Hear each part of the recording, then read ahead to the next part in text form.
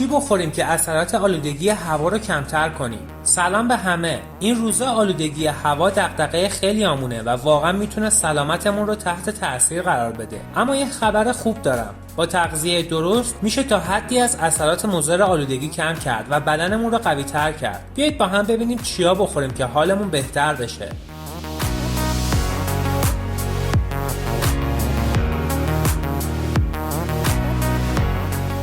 اول از همه ویتامین آ یکی از بهترین دوستهای بدنمونه. این ویتامین از سلولهای ما در برابر آسیب‌ها محافظت میکنه. حالا از کجا تأمینش کنیم؟ شیر و لبنیات، تخم مرغ و جگر از منابع عالی ویتامین آ هستند. برای کسایی که به دنبال گزینه‌های گیاهی هستند، میوه‌هایی مثل هویج، انبه و کدو خیلی مفیدن. این میوه‌های زرد و نارنجی پر از کاروتنوئید هستند که بدن ما بهش نیاز داره. حالا میرسیم به ویتامین C و E. این دوتا ویتامین هم خاصیت آنتی اکسیدانی دارند و مثل یه سپر از بدن ما در برابر آلودگی هوا محافظت میکنن. مرکبات مثل پرتقال منبع خیلی خوبی از ویتامین C هست. برای ویتامین E هم میتونید سبزیجات برگسبز، روغن سویا و آجیل رو توی رژیمتون قرار بدید. ضمن اینکه ویتامین ها به کاهش التهاب و حتی پیشگیری از آسم کمک میکنن. حالا وقتشه درباره ویتامین D صحبت کنیم.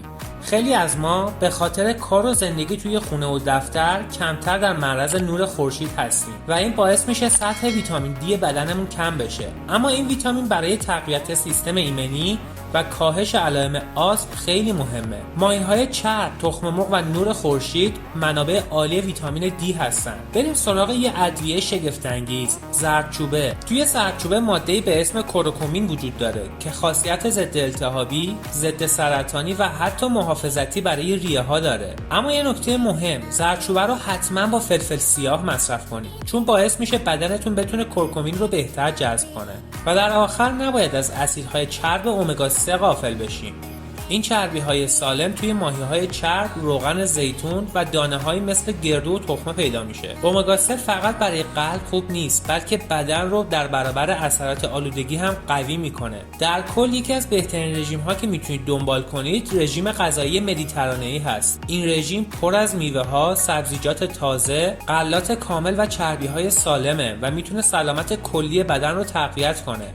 پس دوستان، با این رژیم غذایی ساده ولی پرخاصیت از بدنتون در برابر اثرات آلودگی محافظت کنید. یادتون باشه داشتن وزن متعادل و سبک زندگی سالم هم خیلی مهمه.